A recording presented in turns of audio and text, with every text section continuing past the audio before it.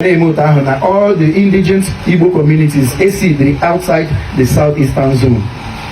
I get charity and this kind of compassionate outreach. I got Marela, they do honor Igbo. Today, which is a shame to the Igbo nation. I got Igbo na Cross River State. I got Igbo na Benue. But I can get Mana Rivers. But I can get Mana Edo. Ebe ụmụnna anyị ndị Igbo nke na ndị ọzọ apụtagokwa otu unu si pụta kwete na ha wụ ndị Igbo ihe awụ first time in history n'ala Igbo. So it is through the help of this unified Igbo's sensitization ka anyị na-aga ihe ndị a. Anyị ga-amazụ ihe niile a mana maranụ n'ọnụ Igbo.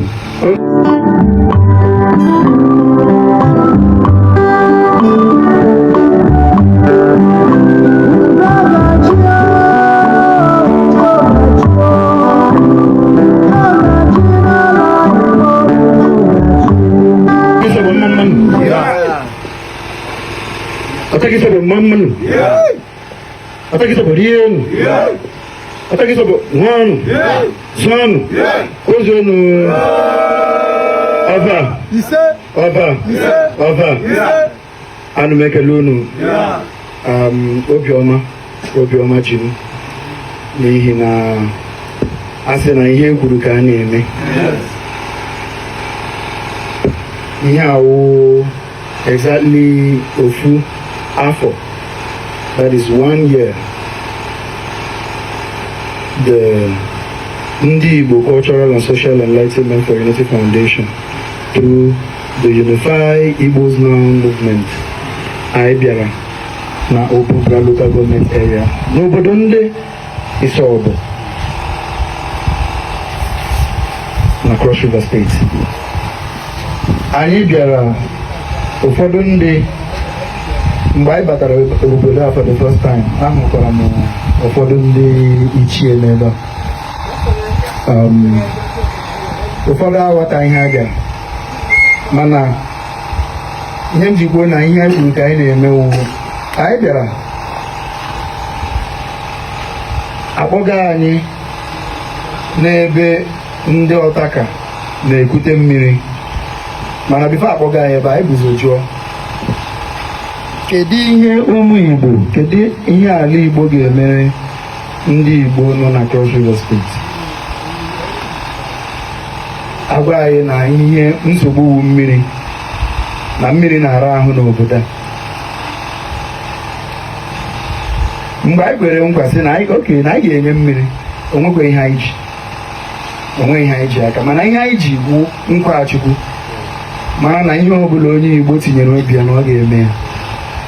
Anyị ebido ọwụ sọsọ mmiri ka anyị kwere nkwa. Anyị gara na community school Udomenyi nọ n'Ọtakata, bịala anya na arụọ na skuul kemgbe, mana ụmụ akwụkwọ enwe ebe ha na-aga mpochi. Nke a wutere anyị ekwekwe nkwa sị na a ga-eme. Mgbe anyị pụwara, ihe anyị gara ụwa anyị aga na-akọrọ ụmụ Igbo, na-agwa ụmụ Igbo, na-arịọ ha biko si biko batara nụ ndị ọtaka, ndị ISOBO ọsọ enyemaka. Ndị Igbo wee baa n'ọrụ nyewe anyị, ndị wetara ofu, ndị wetara abụọ, ndị wetara atọ, ndị wetara iri. Sị anyị na anyị biko na ebe ọ bụ na ndị ọtaka kwetere na ha wụ ndị Igbo, mana ha wụ ndị Igbo na Igbo ga-apụtara ha. Ọgwụgwọ ebe a mmụọ ihe buru ibu ka ga na-abịa maka na mgbe ahụ anyị kwuru, anyị gachara mana hospital hụta na ndị unu enweghị ọgwụ, unu enweghị lot of facilities. Ana m ekwekwa unu nkwata sị na ụmụnne anyị ndị Igbo nọ na mba ofesi na ebe niile ma n'ala Igbo ebe a ga-etinye aka. Hospital ahụ a ga-eme ya ekwe, ọgwụ ga-adị ya, ihe niile nke eji azọ ndụ ga-adị ya, the maternity ga na-arụ ọrụ. Achọrọ m iji ohere a kelee ndị na-akwado anyị, companies na-akwado ihe anyị na-eme na Igbo Aid site n'aka ndị Igbo Cultural and Social Enlightenment for Unity Foundation. nke Unify Igbos Now na-eweta. Company dịka Pine Leaf Estate and Properties Limited, ndị na-ahụ maka ala, ndị na-ahụ maka na-akpọ ụmụ Igbo ndị niile nọ mba ofesi, ndị niile nọ na West, ndị niile nọ na North, na ha bata n'ala Igbo welata akụ ha ụlọ, maka na asị akụrụ ụlọ amara onye bara ya. Company dịka this Pine Leaf Estate kwadoro ọfụma, kwadosi anyị ike, ka na-akwadokwa anyị ịhụ na mmiri a na-agbapụrụ ya taa.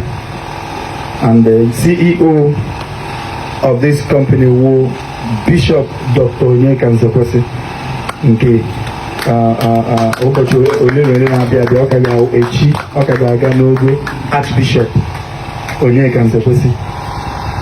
Ha nọkwadoro anyị ọfụma, mekwe ka taa anyị bịara ọ kwadokwara anyị. Company dịka Eastside Ventures na-enye Voice of the East, na-enye anyị Kedu app, na-enye anyị ihe niile ma ọha na eze farm. Anyị na-ekele company dịka ndị a with other foundations who collaborate with us, which is Wilson Nwanne Foundation, na-akwado ihe anyị na-eme na Igbo Aid, na ụmụ Igbo niile ndị na-atụnyere anyị, ụmụ Igbo ndị nọ na UK, ndị Igbo ndị nọ na US, ndị Igbo ndị nọ na China na Asia niile na Africa, na-atụnye si ka ala Igbo dị mma through Igbo Aid yala the Unify Igbos Now. So me were aka na-agba ụmụnne m ndị ichie, ụmụagịrịma, ndị ọkpara niile nọ na ala Ntọọbọ si na ọ ga-adị mma, na ihe ọrụ ịrịba ama Chukwu malitere na ndụ anyị n'ala ISOBO, anyị ga-emerụ ya n'isi.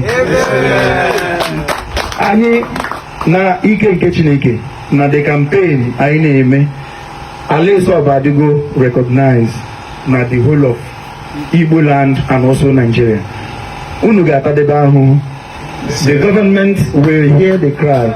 Amen. But before that, the people actually mean you this as a piece of advice, say that unu aga anụ nkịtị ihe emewe.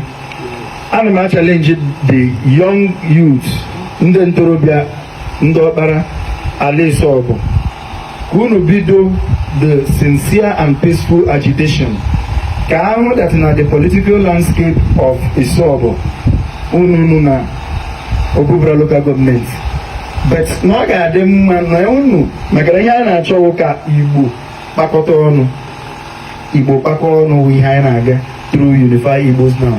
N'unu ga-ebido a political campaign ịhụ that na anyị mere unu attach to